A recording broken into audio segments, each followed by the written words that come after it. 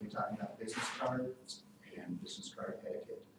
Okay, Petty Loretta is a human resources expert that works for About.com. And she wrote in an article that networking is probably the single most effective tool that each of you guys will use to further advance your careers. So what does networking have anything to do with business cards? Well, I'll explain.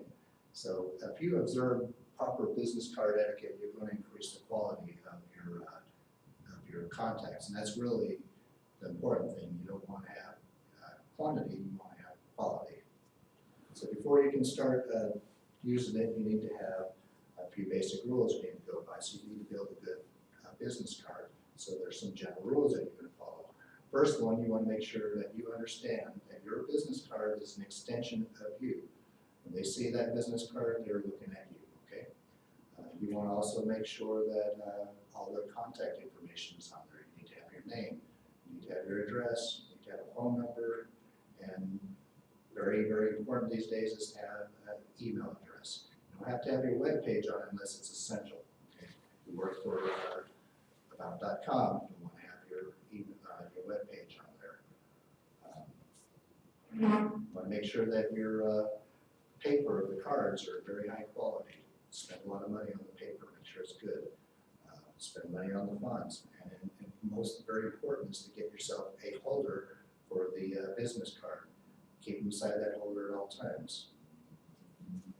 Once you have a well-made set of business cards, then you're going to be selective on who you give them to. You're not just going to start handing them out to anybody. You want to, first off, you want to make sure that somebody's actually asked for it, okay?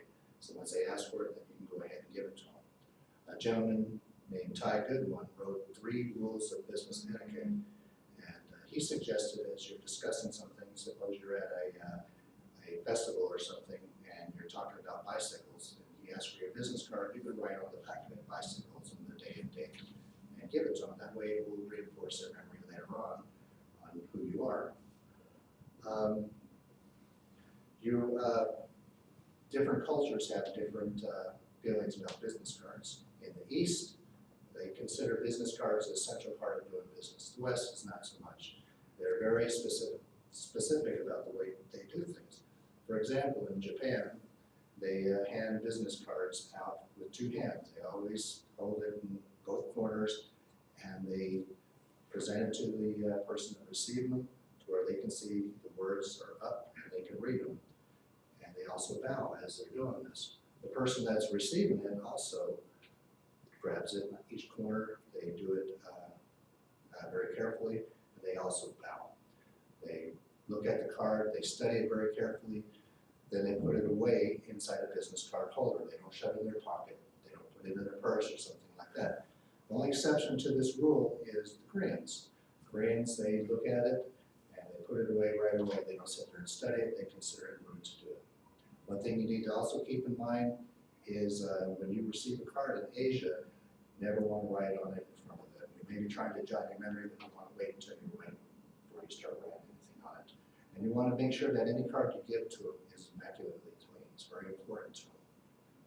When you're receiving business cards, you also want to make sure that you do it with the same care as when you give them. Okay, so you're not going to be a card collector. You're not going to take a card from everybody you meet.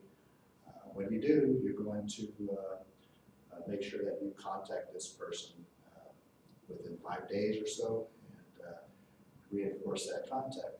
Also, over time, you want to make sure that you contact them periodically just so that they know what the status is and how things have changed, okay, or if anything's changed at all.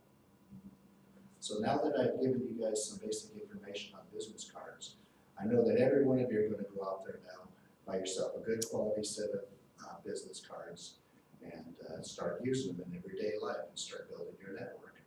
Okay, so things to keep in mind as you do this, make sure that your business cards are well designed, okay? Make sure that they are very high quality paper. Make sure that you understand that this is a representation of yourself. And most importantly, if you're traveling across the country, remember that different cultures view it differently. So you want to keep the cultural differences in mind. So does anybody have any other questions? No? Thank you. Clyde will have to be